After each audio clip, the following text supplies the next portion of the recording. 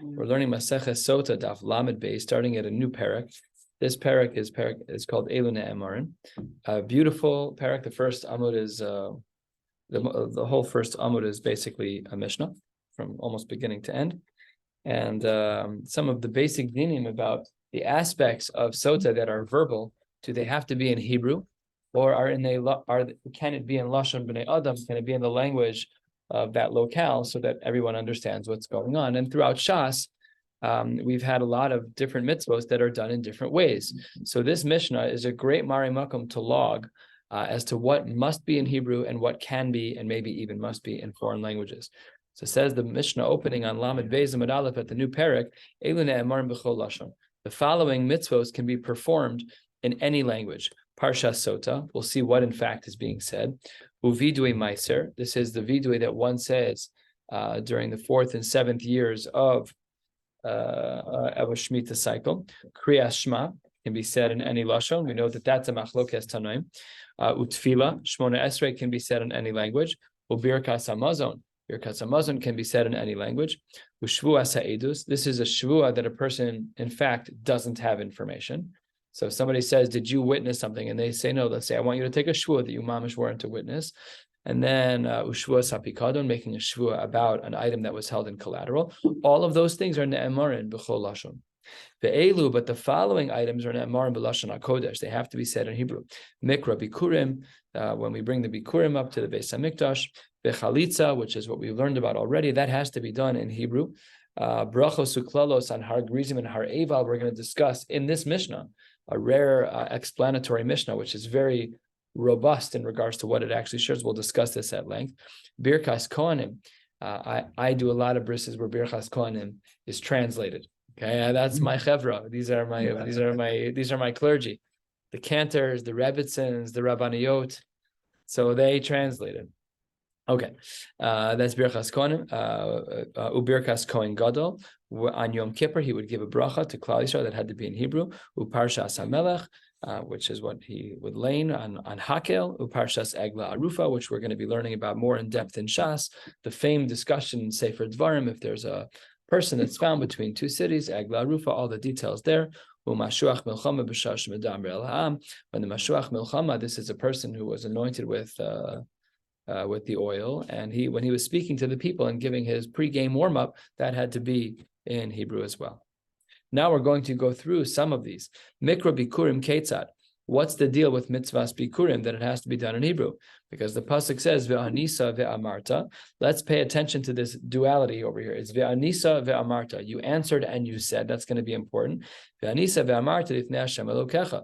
Ulahalan, and in another area of halacha, hu omer ve'anu haleviim ve'amru. Look at the language ve'anu and ve'amru. We see this double language, this repetitive language of ve'anisa ve'amarta and ve'anu ve'amru. Alahalan b'lashon hakodesh, just like in the latter case, it's in Hebrew. Avkan b'lashon hakodesh. That's why it has to be that the mitzvah bikurim is also in Hebrew. Chalitza ketzad. What about chalitza? How do we know that has to be in Hebrew? Because what does it say over there? Ve'ansa ve'amra. Again, duality. We have the language of ana. We have the language of amar. Ulahalan omer ve'anu alvim ve'amr. Malahalan b'lashon hakodesh. Avkan b'lashon hakodesh. Very good. So we've proven that bikurim and chalitza need to be in Hebrew. The Mishnah continues with a bit of an argument. Rabbi Yehuda Omer ve'ansa ve'amra kacha. That's what the pasuk says. Acha tomar b'lashon hazeh. It has to be said in that language. Just a discussion about what the source is, not what the din is. The din is still the same. That in all of these cases, you will be sorely missed. That in all of these cases, you'll be missed. You won't be missed. In all of these cases, it has to be done in Hebrew. What about brachos uklalos ketzad? What happened when the Jews were at Har Gerizim and Har Eval? The Gemara paints a picture, and you have to kind of look at this through an aesthetic lens as to how HaKadosh Baruch Hu set all of this up. Ketzad. So, Kevan she'avru Yisrael es hayarden. Once the Jews crossed over the Jordan, uvol el Har Gerizim el Har Eval, shebeshomron. This was in the Shomron. Shebetzad Shechem, which was near Shechem. Shebe'etzel Elonei Moreh, which we know the pasuk refers to as Elonei Moreh. And the Gemara interjects with a Mari Makom to prove that this is the location where Har Gerizim and Har Eval were. Shneimar Halohema be'ever hayarden. We often know the trop to this pasuk. V'lahalan Omer vayavor Avram ba'aretz ad mekom Shechem ad Elon Moreh ma'Elon Moreh ha'amor lahalan Shechem af Elon Moreh ha'amor kan Shechem. So we know the location. It's in the Shomron. It's in Shechem. That's where Har Gerizim and Har Eval were. Good. What was the lay of the land? Because the pasuk says that's Elohim, right, which is near Shechem. Elohim be'ever hayarden, etc. The etc. is that it's Esau Elohim. Bamidbar. Let's read it. Elohim be'ever hayarden akarei derech mevo hashemesh be'eretz haknani hayoshev bo'arava mul hagilgal etzel Elon Moreh. That's why it says ma. Just like in one case, it was near Shechem. That pasuk was the proof. Second pasuk doesn't talk about. Only one pasuk talks about Shechem and Elon Moreh in the same pasuk. So that was the Gzeirah Shabbat to bring them together. So how did the people get dispersed? So the Mishnah continues. We're 2/3 of the way down. Shisha Shvatim alu l'rosh Har Gerizim. 6 of the tribes went onto one of the mountains. V'shisha Shvatim alu l'rosh Har Eval. V'hakohan v'halavim v'aron omdim lamata be'emtza. And in the valley that stood between these two mountains was the Kohanim, the Levim, and the Aron, and there was a very specific Seder HaDvarim. HaKohanim makif en es ha'aron, v'haLevim es HaKohanim. So 3 concentric rings. The innermost circle is the Aron, the ring right around that is Kohanim, and the ring right around that is Levim. V'chol Yisrael mikan umikan, and all the Jews were split, one on Har Gerizim and one on Har Eval. Shneimar b'chol Yisrael uzkena v'shotra v'shovta v'omedim mizeh umizeh la'aron. They were standing on each side of the Aron. So that's how the brachos and klalos were delivered to the Jewish people. I feel the case that's mentioned in so far stuff that is going to be repeated, like Sotah happened multiple times. This is a once in a lifetime, once ever. Like it's done. Like it's not. It's true. Well, it's the binyan av though for everything else. Can't be for everything else. Well, it's only for ve'anisa ve'amarta, right? Yeah, It's a binyan av, and that had to be done in Hebrew. The arurs and the brachos, they all had to be in Hebrew. Yeah, you're right. You're right. You're right. Everything else is repetitive. Let's see.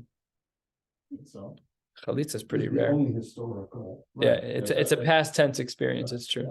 And it isn't going to happen. Mashuach Milchama doesn't happen anymore, but that's just technical. I understand. You're looking back in a window into the past. Good question. I don't know. I don't know. Yeah. The Anisa Amarta, like over there. So too by the Bikurim, by but Bikurim is repeated. Yeah. Well, we learned the Anisa of the Amarta, but by Har Gerizim and Har Eval. So to anything else, it doesn't. You're probably right, but it doesn't say that in the Mishnah. It's just saying that it's one of the things that is historical. Right. That's what's weird. Is right. That it's mentioned. Correct. The question. A good question. That's the question.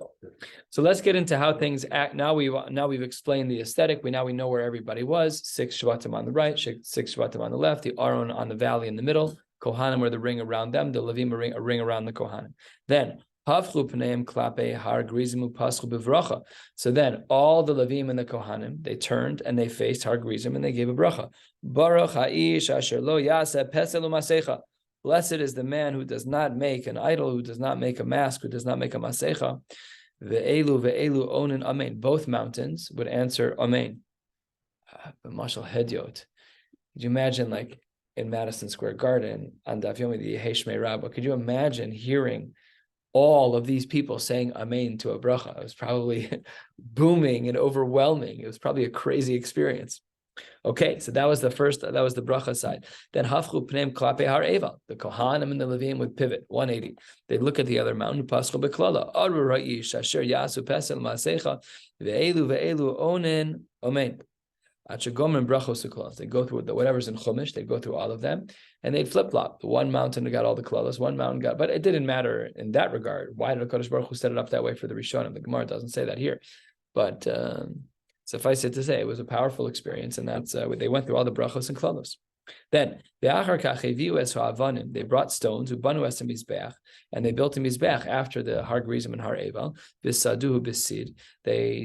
took plaster of some kind of cement. They took the stones, they built a mizbeach out of it. They had to keep all the rocks in place, so they got the cement trucks, whatever they did, whatever their equivalent was, and they made the mizbeach then. And on this mizbeach, we kasvu alav eskol divrei haTorah b'shivim lashon. They wrote all of the Sefer Torah. It says, Mamish mean all the Sefer Torah. It doesn't only mean this parsha of Har Gerizim Har Eval. They wrote the Divrei Torah, B'shivim Lashon. Shene'amar Be'er Hetev. They explained it very well, meaning everyone understood it, no matter what your Lashon was. And then, where it says when, what was it, when it was translated? The Septuagint? Into Greek, that's when Rome was founded or whatever? It's not a stira, no. Why would it be a stira? Because this is already, they had already been translated to the. That whole story that you're referring to was a nes nigla, because they all made deviations in the actual text of Chumash to prevent chilul Hashem, to prevent misunderstandings. They all in separate rooms had nevuahs about deviations. So this was actually true to form what the Torah would say. That story was nisim about deviations, intentional deviations, because the Torah says behi bara'am that they were created. Or Naase Adam, Bereshis Bara, Naase Adam. All of those changes were made derech nes, derech nevuah. So this is different, and that's not a stira. And what? Oh, his wife's a shafan. Yeah, we learned this. Where was this? Brachos? Anybody? Sure. We did that one, man. We did. Not that there's any meaningful memories in the memory bank, but we can check a box and say we did. We remember that we learned it. We remember that the size of the pages in Brachos are huge. Yes. Trust me, I remember. Yes. It's the measure of my satisfaction in any one day is what does the daf page look like. So then the Gemara says, bottom line, and then they took those stones, turning to the top of Lamed Beis, and finishing up the Mishnah, Rashi, they left the stones there for posterity. Fine. All right. Parsha Sotah Minalan. We had said in the beginning. Just going back to the pipeline on Shabbos, it's amazing that they don't quote the shiur. Because we talk about specifically, there was like the end of the Amar, like the Moshe was saying, the Jews were saying. By Yomru Lemor. That was all. How they bring that as a source for any. I'm saying it could have been another. That's not a mitzvah though. That was not a mitzvah. It wasn't a tzibui, but then again, was Har Gerizim and Har Eval a mitzvah? Yeah, because it didn't, most of them saying you need to do it, but it didn't happen until after they. Har Gerizim and Har Eval. Yeah. Well, that's what? The question is still very, very sharp. Yeah. It's a strange inclusion. Exclusion. Inclusion. Of? The inclusion. Oh, you're going back to his other question. I thought you were saying, yeah, it's a very good question. Very good. It's an oddity. Yeah, I think I could potentially be right in the theme that everything is mitzvah oriented, and that's why Oz Yasher would be left out. But yeah, I gotta see it inside. I don't know. I don't feel strongly about it. So now let's get into some of the nitty gritties as to why. The truth is, this could have been found in our Mishnah because the Mishnah already included some of the whys as to why is this in Hebrew and why is that not in Hebrew.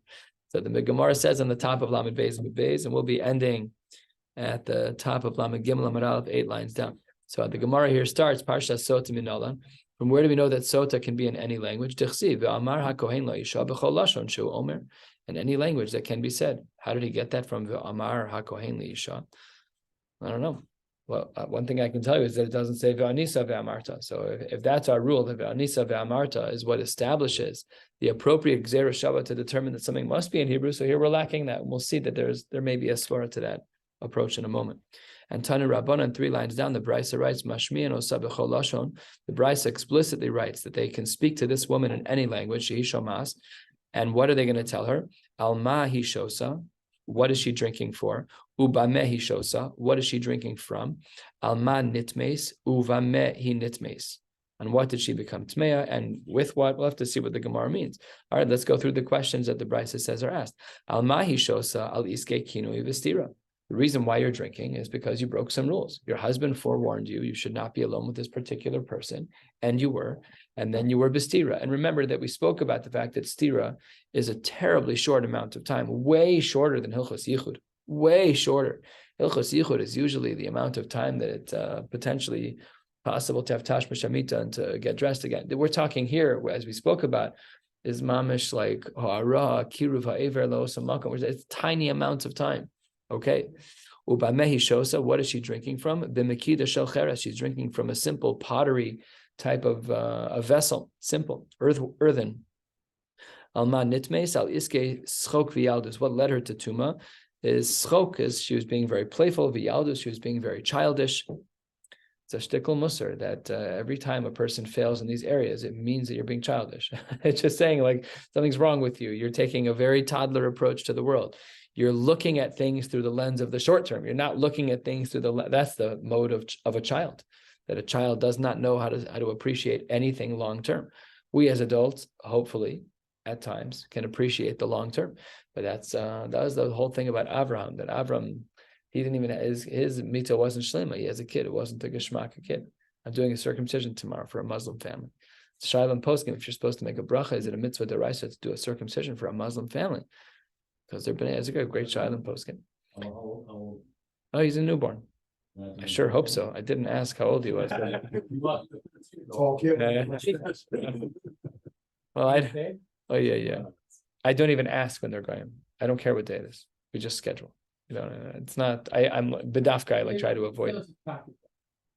No, that's not because of that. Although it's also true, but that's not what I was talking about. But this is already on the fence of a mitzvah when you're doing a bris for a Muslim.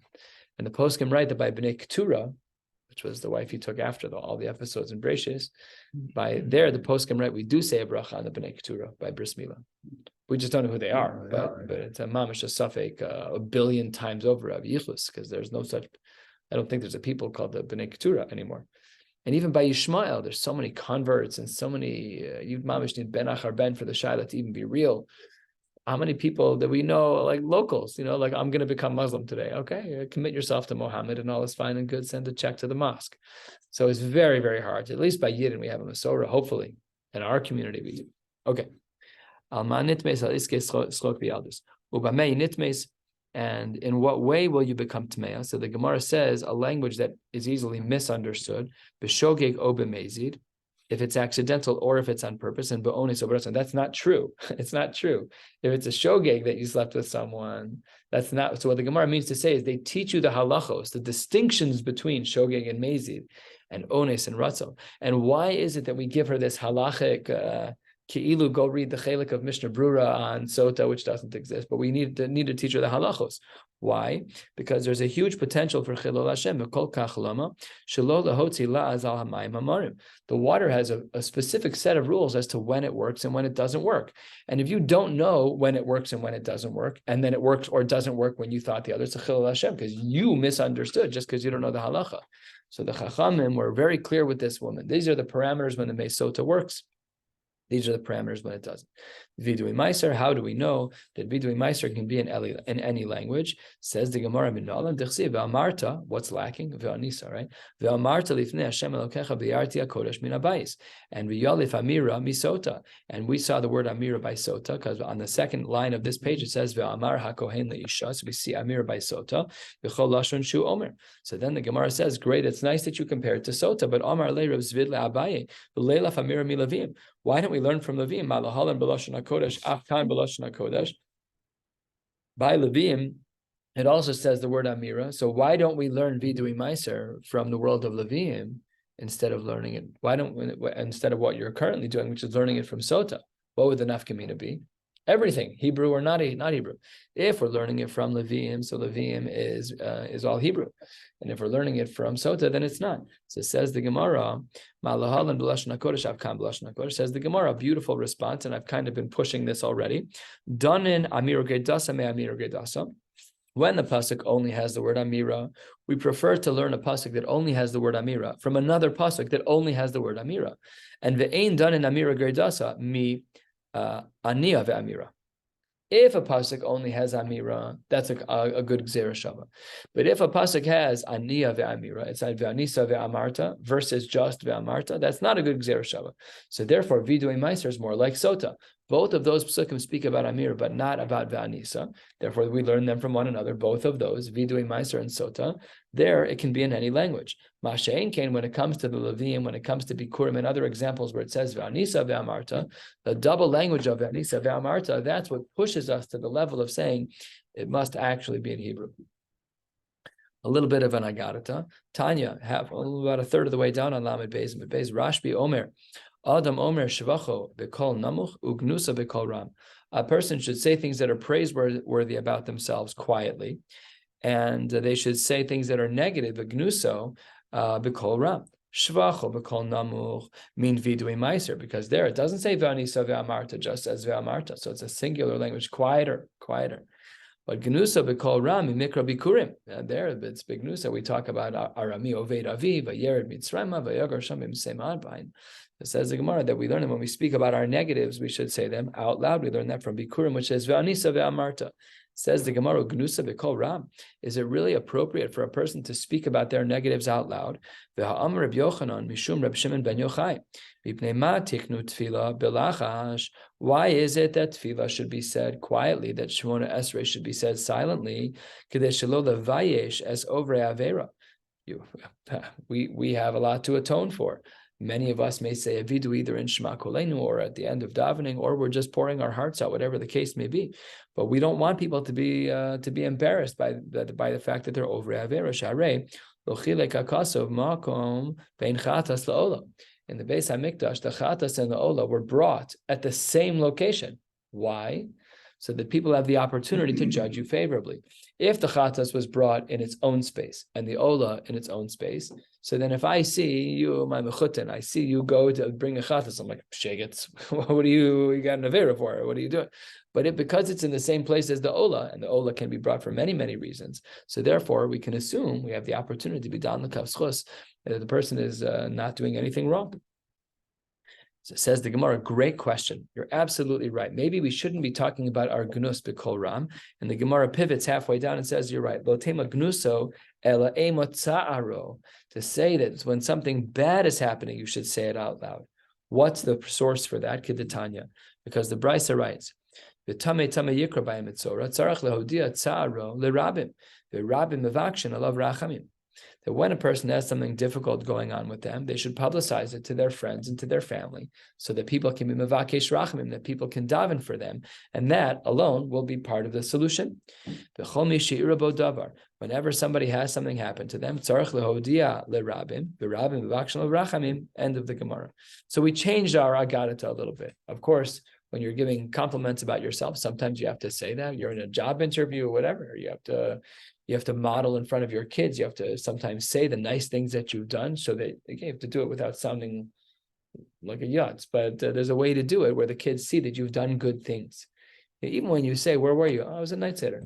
There's a way to say it where it's great for your kids to hear without sounding like a Baal Gaiba. That's what the Gemara says. You have to be delicate about it. But instead of saying that we have to mention our Averas, the Gemara says, no, we have to mention our Tsar. The things that are hard for us, we have to share with our inner circle so that they will daven for us. Let's dig into this statement of Rashbi a little bit more. Gufa, 2/3 of the way down. Amar Rav Yochanan Mishum Rabbi Shimon bar Yochai ben Yochai mipnei ma tiknu tefillah v'lacha shelo levayish over avera. We had said that a person should say Shemona Esrei quietly, so that they shouldn't be embarrassed about the averas that they've done. Sharei lo chilek hakasuv makom ben chatas laola. Because as the Gemara says, as we've already spoken about, the makom of the chatas and the ola and the Beis Hamikdash was the same, and therefore no one would know if you were bringing a chatas or an ola. Says the Gemara, that's not true. You're right that the location is the same, but below, is there really no difference between a chatas and a ola? After all, the blood is sprinkled differently. Dam chatas lemala. The sprinkling of the dam of the chatas is lemala. We know that there's a line that cuts across horizontally across the mizbeach called the chut hasikra, and above is where the blood is sprinkled for the chatas. The dam ola lemata. Oh, so what do we see? So I'll watch the mechutin, and it's a chatas. Says the Gemara, you can't see that far. That's for the Kohanim to know. Hasam Kohen hu diyada, but it's not public information. Of course, the Kohen has to know what he's doing if he's going to help you fulfill the chatas. So then he's got to know what he's doing. There's a shlichus that's happening there that it's my korban and I did a chatas, I did a chet, and I'm bringing a chatas, he has to know above the chutas sikra or below. So if it's a chatas, yes. If it's an ola, no. So he has to know, but nobody else knows. Says the Gemara, wait 1 second. V'ika chatas nekeva ola zachar. Says the Gemara, well, there are different animals for different korbanos, and you can tell which animal is which animal. And if you're going to bring a chatas, which is a nekeva, and you're going to bring an ola, which is a zachar, so then I see my mechutin did an avera because he's bringing a nekeva. Says the Gemara, no, hasam, that chatas, which is a nekeva, michsia be'alya. There's a tail that covers the genitalia of the animal, so you can't necessarily tell if it's a female or a male. Says the Gemara, Teinach kivsa, that's true for a keves, but seira, which doesn't have a tail, if he were to bring a chatas nekeva, which is a seira, then it's evident that that it's a female, and then he knows it's a chatas. That's a busha. You're not allowed to do that. So we see there is a distinction between a chatas and an ola. Says the Gemara, hasam iu dekamichsif nafshe. He's the guy who didn't plan very well. He should have brought a keves to yiboy leili isu yekivsa v'kamaisi seira. If you don't want to be embarrassed, bring an animal where that has a tail, so nobody can see what gender the animal is. What? Maybe the guy didn't care. But the Gemara's point is that that's your choice at that point. But there was a way for you to give a chatas without anyone knowing that it was a chatas.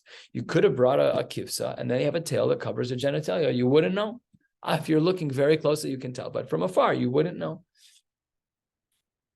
Says the Gemara, that's his fault. Says the Gemara, wait 1 second. It's not always true that you can bring a keves. When do you not bring a keves? When you're bringing a chatas for avodas kochavim, there you need to bring a seir, and the seir doesn't have a tail. So for that particular korban, everyone can see that that animal is a female, which means it's a chatas, which means there is a difference between a chatas and an ola. Says the Gemara, oh, you should be embarrassed for what you did. Sometimes we're like, yeah, you should be embarrassed. The Gemara says, what were you doing avodah zarah b'shogeg for? What were you doing? Well, if you're doing a chatas for avodah zarah, you deserve it. It's a little, you deserve a slap upside the head. Yeah, you bring a seir, and a Kadosh Baruch Hu is letting the whole Gantz world know it's a female animal. You're an idiot, and you really should have planned a little bit better. Okay, it's a little fascinating to me because I am not an animal person. I can tell when an animal is a male or a female. It's not complicated. We rode horses in Arizona. I don't know. It's a dvarim pshutim ABCs. You can tell. It's so obvious to tell. When they urinate, you can tell. It's I was born in the city. I was born in Evanston Hospital. You go horse riding once. You sit behind the horses on your horse, and you watch all the animals go to the bathroom for like an hour on the road. You can tell who's who. It's a very short conversation.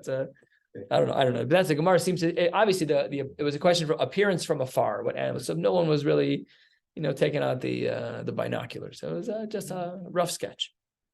Let's get into Kriya Shema. We had said in our Mishnah that Kriya Shema doesn't have to be said. It doesn't have to be said in Hebrew. This is a machlokes tanoim, and this Gemara is, we've learned this already, Maseches brachos, and the Gemara says about 15 lines from the bottom of the page at the 2 dots, Kriya Shema min Nalan. How do we know that Kriya Shema doesn't have to be in Hebrew? The pasuk says, Shema Yisrael, v'chol lashon she'ata shomea. Whatever your ears can hear. In Panama, I couldn't hear Spanish. I don't understand anything. I know how to say where's the bathroom, maybe, Bakoshi, and that's it. So I can't say Shema in Spanish. P.S. I also can't say Shema in Hebrew if I don't understand the Hebrew. Say it in English. Hear, O Israel, say it however you need to say it. How do we know that's true? Because of this drasha. And now, Tanu Rabbanan, let's get into the Brisa, where there's a big machlokas Rebbe and the Rabbanan in regards to how we understand a variety of words throughout the beginning of Kriya Shema. Kriya Shema kichsava divrei Rebbe. Rebbe doesn't agree with our Mishnah. Our Mishnah said Kriya Shema is in any language. Rebbe says no. Kriya Shema has to be read how it is written. The Chachamim b'chol lashon, like our Mishnah, we paskin like the Chachamim. As you can see, the Rambam has a note here, or someone put a note of the Rambam here. My time of the Rebbe. What is the reason why Rebbe says it has to be in Hebrew? Because Amar Kra v'hayu v'havyasan yehu, exactly like it is. That's how it has to be. V'hayu hadivarim, from the word v'hayu. You have to read the psukim exactly like they are. V'ahavta, you can't say and you shall love. It has to be v'ahavta. V'Rabbanan, according to the rabbis, what do they do about that? No, Amar Kra Shema b'chol lashon she'ata shomeh. They say your v'hayu. I don't agree with your drasha. I say the word Shema is the key word, and that's b'chol lashon she'ata shomeh. So asks the Gemara the next obvious question. Well, v'Rabbanan, what do you do with the pasuk that Rebbe used to prove that it should be said in Hebrew? V'Rabbanan nami haksiv v'hayu. Rebbe understood that pasuk to teach us behav yasan you. So what did the Rabbanan do with that? Says the Gemara, hahu, the pasuk of v'hayu means shelo yikra'ena lemafreya, that you cannot read the psukim. Pasuk Aleph, Pasuk Gimel, Pasuk Beis, Pasuk Hey, Pasuk Dalet. You cannot do that, can't go out of order. Things cannot be lemafreya, they have to be mesudar. So the Rabbanan get out of it. The word v'hayu, which Rebbe uses to teach us that it has to be in Hebrew, the Chachamim have a different drasha from the word v'hayu, which says that it cannot be read lemafreya. The Rebbe, that's an important din. Rebbe, where do you get that din from? Where does Rebbe learn that the psukim and Shema cannot be read out of order? Says the Gemara, nafkale midvarim ha devarim, from the extra hey. It's v'hayu ha devarim. It could be v'hayu devarim eila. So what's the ha devarim? So there, Rebbe says that teaches us that it cannot be read out of order. V'Rabbanan, what do the rabbis do about that? What do they do with the letter hey of devarim ha devarim? It says the Gemara, devarim ha devarim lo mashma lahu. The Chachamim felt that the extra letter hey was not an extra letter; it was just the way that the Torah was written, and no drasha can be made from that at all. Doesn't make sense. V'hayu Devarim. devarim. Right. It wouldn't make sense grammatically. To not have the hey. Right. So the Rabbanan are saying exactly right, that the word is the letter is not extra; it's just proper Hebrew. Right. I don't know if is that correct what you're saying? V'hayu. V'hayu devarim, because then it could be anything. And hey means these things. These things, correct. So it must be that's what the Rabbanan are saying, that the hey is not extra and you can't make a drasha for it. It's just for basic understanding of the psukim. I totally hear that. I have a Rebbe Nami Aksiv Shema. Remember that Rebbe had as yet to be dorish the word Shema. First time we saw the word Shema was by the Rabbanan. The Rabbanan said Shema, and he said B'chol lashon she'ata shomeh. How does Rebbe darshan the word Shema? It says the Gemara, but Rebbe Nami Aksiv Shema, that when you say Shema, it has to be audible. You have to be able to hear yourself. This comes up if you're saying Shema on an airplane, because it is so loud on an airplane, you literally can't hear yourself talk. So there you have to raise your voice according to this drasha. You'd have to raise your voice according to Rebbe to be able to hear yourself. The Rabbanan, according to the rabbis, what do they say about this idea that it has to be audible, that Shema has to be heard by your own ears? The Rabbanan, Sabri lakamanda Amar, Akori Shema v'lo hishmiya la'azno yatzano. Okay, it's a din l'chatchila, but mida oraisa b'di'eved, a person is going to be yotzei Shema even if they're not able to hear the Shema. The Gemara asks two broad questions against Rebbe and the Rabbanan, and then the Gemara, and then we'll close at that 2 dots, about 6-7 lines down. The Gemara says, Lema, perhaps we should say the following. Perhaps we should say that Kasava Rebbe, that Kol Torah Kula b'chol lashon emra. It must be that in all other spaces in the Torah, a person wants to lane, whatever the case may be, they could lane in any language. Why would we assume that, according to Rebbe? Because the Isal Kadaitach Balashon HaKodesh Nemra, if the only way to read the Torah is in Hebrew, then V'hayu Dekasav Rachman Alamali. Remember that Rebbe used the word V'hayu to teach us Behav Yasan Yehu, that Shema needs to be read in Hebrew. But if fundamentally the whole Torah anyways needs to be read in Hebrew, why have the word V'hayu? So it must therefore be, the Havamina of the Gemara is that that Rebbe was of the opinion that Kol HaTorah Kula is B'chol Lashon Nemra. Has to be that way. Says the Gemara, that's not true. Even if Rebbe didn't agree to that, we still need the word V'hayu. Why? 3 lines down on Lamed Gimel Lamed Aleph. Itzrich Mishum Dechsiv Shema, because he had to offset the word Shema. He was afraid that people would hear the word Shema and think that it had to be read in Hebrew, and therefore, Af al Pi, that he might well hold that everything has to be read in Hebrew in general. But by Shema, we still needed the word V'hayu to offset the word Shema. And a similar line of reasoning is asked about the Rabbanan. Lema, perhaps we should say that Kasavre Rabbanan Kol HaTorah Kula B'lashon Kodesh Nemra. Maybe they really hold in general the whole Torah has to be read in Hebrew. Disal Kadaitach B'chol Lashon, because it had it been that, just a green light to read the Torah in any language that you want, then Shema the Kasav Rachman Alamali. The Rabbanon had used the word Shema to teach us that it can be in any language. But if you hold any ways that the Torah can be read in any language, why do I need the word Shema? So Shema the Kasav Rachmana Lamali must therefore be that the Rabbanan are of the opinion that Kol Torah Kula is B'lashon HaKodesh Nemra. So says the Gemara, that's not true. Itzrich Mishum Dechsiv V'hayu. They too have the same exact concern. That really the Torah can be read in any language. Why does it say Shema by Kriya Shema? Because we had to offset the word V'hayu. Those two are Shema and V'hayu was really at the crux of the machlokas in Rebbe and the Rabbanon, and they each stand their lines, but we were concerned about what they fundamentally thought. Says the Gemara, no, their fundamental thoughts are not a concern. Really, Shema and V'hayu are just offsetting each other. We'll stop right here, and Yirtzeh Hashem will pick up tomorrow with Daf Lamed Gimel. Wishing you all a beautiful night.